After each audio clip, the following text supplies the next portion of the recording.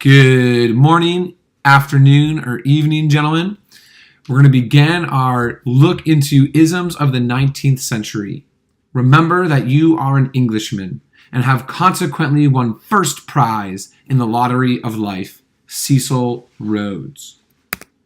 As we go through this, hopefully around 15-minute PowerPoint, in this video, you need to answer the essential questions that are going to be posted very shortly. And then in preparation for the first class of the upcoming week, think of how the ideologies relate to the modern day. So we're going to be looking at three isms, three ideologies, answer the essential questions about them, and then think of how they relate to the modern day. We're beginning this unit for the next 5 to 6 weeks on isms of the 1800s or the 19th century. And our unit goals are as follows. Number one, we really want to understand how Europe became the most dominant continent in the world. Previous to the 19th century, Asia and the Ottoman Empire had been either more powerful or the power gap wasn't that wide. Starting in the 1500s and really peaking in the 1800s is when Europe becomes the most dominant continent in the world. Number two, we want to look at how to write body paragraphs well. That's one of our academic skill focuses. Number three, we want to civilly debate the merits of arguments and beliefs. We already began this with the anticipation guide, but when we look at these different isms, we're going to argue about them, and I want us to do it articulately, intelligently, and also civilly.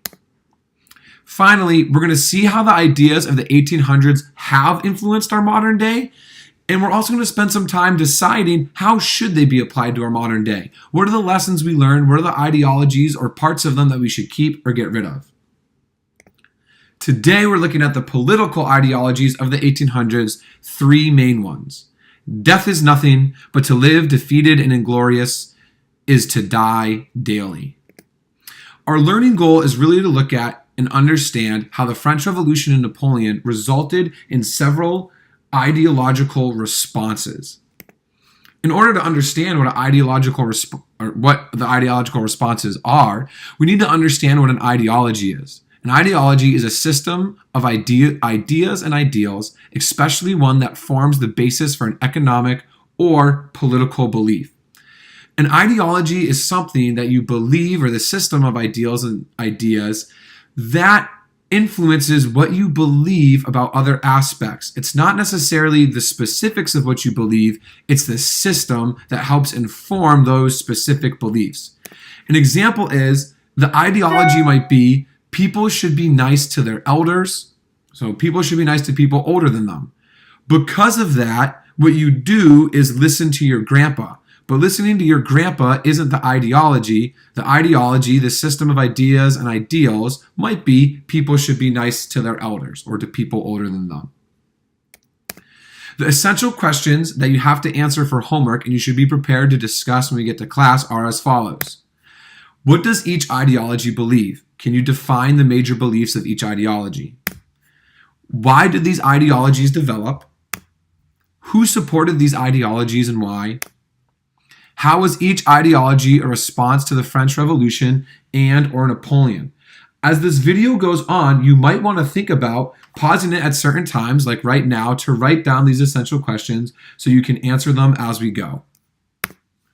Conservatism is the first ideological response we see to the French Revolution and Napoleon. Conservatism is the political doctrine that emphasizes the value of traditional institutions and practices. Simply put, tradition and what's already been happening is really important. We don't want too much change. Conserve what has already happened.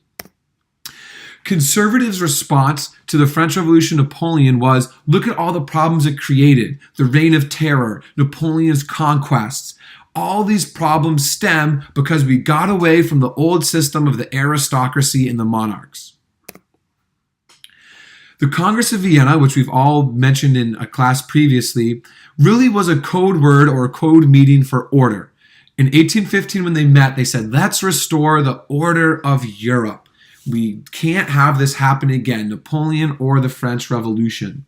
The dynastic rulers, the kings, the monarchs, and the old rule needs to be reinstituted.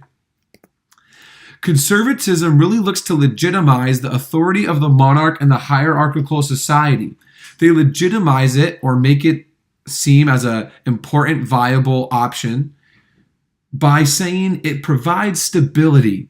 And if it changes, that's okay, but the change needs to be slow and it needs to be incremental, because any crazy changes, like the French Revolution, result in major problems like the Reign of Terror. Experience, tradition, and history are important to conservatism. These are three values. If we know something provides order and stability, that's what we should stick with. That's what experience, tradition, and history have taught us.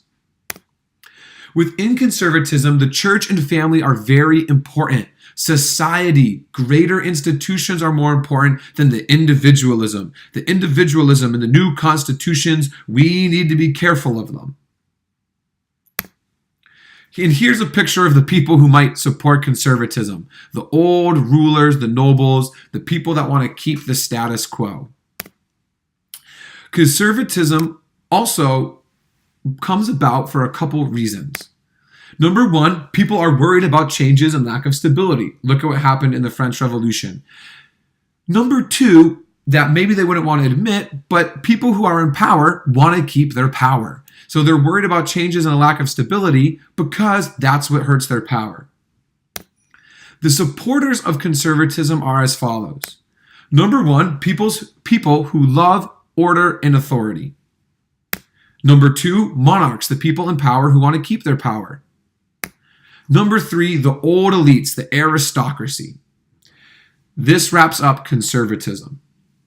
Another response to the French Revolution and Napoleon and a political ideology that was incredibly important in the 19th century and today is liberalism.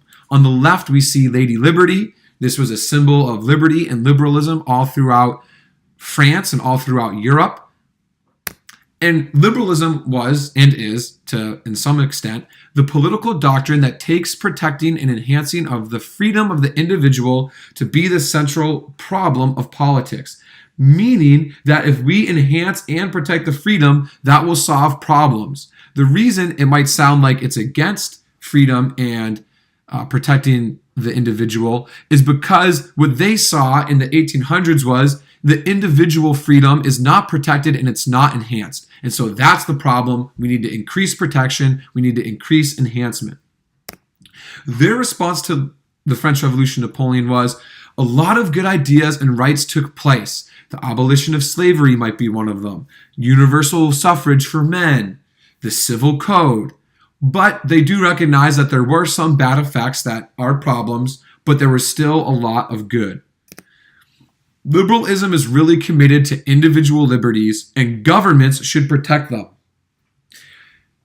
Everybody should be equal before the law. Political rights and the consent of the governed, meaning the citizens should have rights, and the government gets its power from the consent of the people who are being governed by it. The power should be with the people. They should have freedom of speech, freedom to assemble, freedom from kings and monarchs just saying or doing whatever they want. Liberalism believed in direct representation, but only for certain people, mainly white men who owned property. They also believed in an unregulated economy, or a more unregulated economy, and a system that's known as laissez-faire, or let it be. This started with Adam Smith, and the idea was if you allow for competition, then the economy will do well. Liberty and freedom were key components of liberalism. However, that liberty and freedom could have different meanings depending on the context. It might mean freedom from a colonial power. It might mean freedom to improve your status in society and move up the social ladder. It might mean freedom of speech. There was also a belief that utilitarianism was important, meaning what is the best for the most people, and that's what we should do. If 80% of people are going to benefit from an idea or a policy change, and 20% of people aren't, that's okay. It's about the best for the most people. However, liberalism during this time still believed that there should be constitutional monarchies and that elites can have more power. And this is because they recognized some of the problems of the French Revolution, the reign of terror, the death, the executions. And so they say, yes, we want more representation, we want more freedom, we want more liberty. We want the people to say the monarchs are good, and there should be a constitution that the monarchs have to follow, but monarchy is still okay. But the aristocracy can still have some more power. Eventually, this will change by the end of the 1800s and early 1900s, but for most of the 1800s, they still wanted monarchies, albeit constitutional monarchies. Now, liberalism, which might be represented by a bunch of middle or upper class people like you see in this picture in a room talking together, its roots come from John Locke and the Enlightenment and the declarations made in the Declaration of Rights of Man and of the Citizen and the Declaration of Independence. The ideas that come from individualism and more rights and governments being for the people from the Enlightenment really push forward liberalism, and it's taken to the next level after the French Revolution. Why? New ideas of freedom and rights from the French Revolution and also from the Enlightenment spur liberalism. And the supporters of liberalism, people who thought the Enlightenment ideas were good, especially the middle class, people who were moving up in society and wanted more of a role, and also people who were oppressed or nations that were oppressed. Liberalism becomes popular in some colonial nations because they see it as a way of, well, Great Britain, you can't control us anymore if you believe in freedom and liberty. Finally, we'll look at our last ism that we're going to cover today, republicanism. Republicanism is the tradition of political thought that stresses the interconnection of individual freedom and civic participation with the promotion of the common good. The aspect of civic participation that you can see in bold is what separates republicanism from liberalism. Republicanism is even more radical than liberalism, and its response to the French Revolution was, yes, there might have been some bad, but keep going with the ideals of the French Revolution. Keep giving the people more power in the government. The idea is government by the people, that you need to expand franchise, which is the right to vote, and democratic participation. The more people are participating, the more people are voting, the better government we have. However, even during this time, Republicanists still said women should not vote. They wanted to expand franchise and democratic participation, but it's for men. Republicanism, why? Well, the dislike of traditional authority and desire to become closer to full freedom and equality. This idea of people who are tired of the monarchs, tired of being ruled. They say, look, liberalism doesn't go far enough. We need full freedom, full equality, full voice in the government, at least for men. Supporters, think of people that are not normally the elites. And it could be middle class, lower class. It varied, but definitely not elites. Sympathizers of the Jacobins, remember the radicals of the French Revolution, people who thought that they had a good cause. Those are the sorts of people that would support republicanism.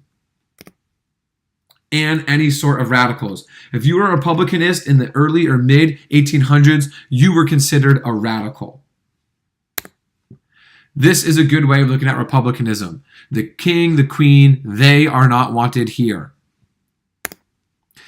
In conclusion, on the left, we call the left side of the political spectrum, we have freedom, equality, rights, progress, reform, and even internationalism. More globalism, not quite globalism, but the idea of supporting other nations. And we get this idea because the National Assembly, those who supported the revolution in a meeting, went to the left of the king. On the right of the king were the people who supported the king. The people who we say are on the right end of the political spectrum, or would have been on the right side of the king supporting him before the French Revolution really took full force, are the people who appreciate authority, the hierarchy, order, duty, tradition, and nationalism. And if you take a look, here's the left wing. We see communism and socialism all the way on the left. Two ideas we'll mention and learn about later. On the right wing, we see conservatism, not all the way on the right, but mostly right. Classical liberalism, that's really what we see in the 1800s. And that is center for the modern day, but for that time, it was a little more left. The radicalism or the social liberalism, that's really what republicanism was, where we want even more participation in the government by your average people. It's important to remember as we wrap up these essential questions for you to look at and be reminded of that you have to answer for homework, that all three of these isms were caused by different experiences or views of history, especially the French Revolution. Conservatism, look at all the problems. Liberalism, there was a lot of good, but there was a lot of bad, so constitutional monarchies. Republicanism, keep going, keep going. These are the isms. Please come ready in the next class, with these questions answered, thinking about how conservatism, liberalism, and republicanism all relate to our modern day, and come prepared with any questions. I hope you all have a great long weekend.